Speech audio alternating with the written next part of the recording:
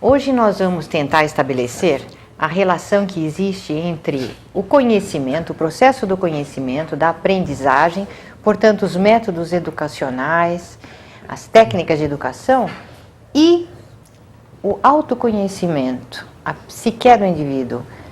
Existe uma relação entre desempenho intelectual e emocional? Existe alguma relação entre desempenho profissional e formação acadêmica? Enfim, todas essas questões que se colocam diariamente e dia a dia, mais pessoas percebem que um cartucho nem sempre garante um sucesso profissional, muito pelo contrário. Muitas vezes os primeiros alunos das faculdades são os piores profissionais, isso são dados de pesquisa. Então, tudo isso nós vamos desenvolver essa noite no nosso programa, que é realizado pela Sociedade de Psicanálise Integral, fundada em 1970 pelo psicanalista Norberto Kepp. Boa noite, Dr. Kepp. Boa noite.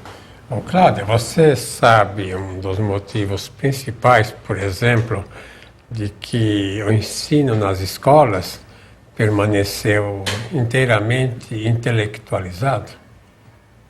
Bom, Dr. Kepp, existem as filosofias da educação e grande parte delas são baseadas nos conceitos aristotélicos, né, já da antiga Grécia, e a crença de que a inteligência ou a razão é que trariam o conhecimento para a pessoa.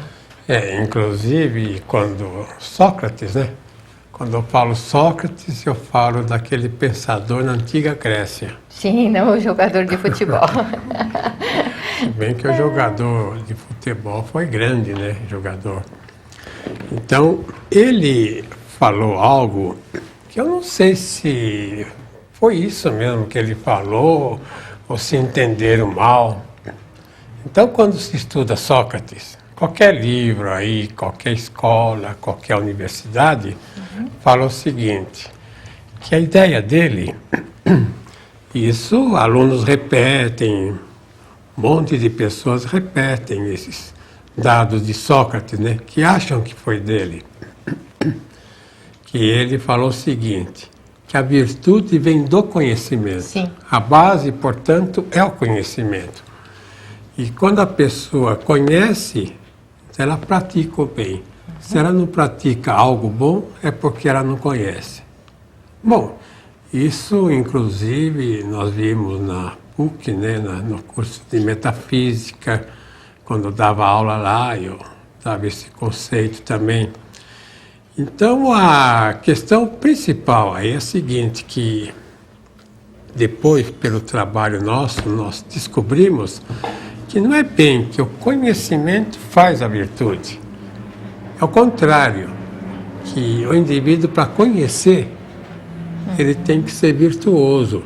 Então, o conhecimento, quer dizer, é depois da virtude. Então, o sentimento, o amor, a ética, todos os elementos da estética, inclusive, são os fundamentais.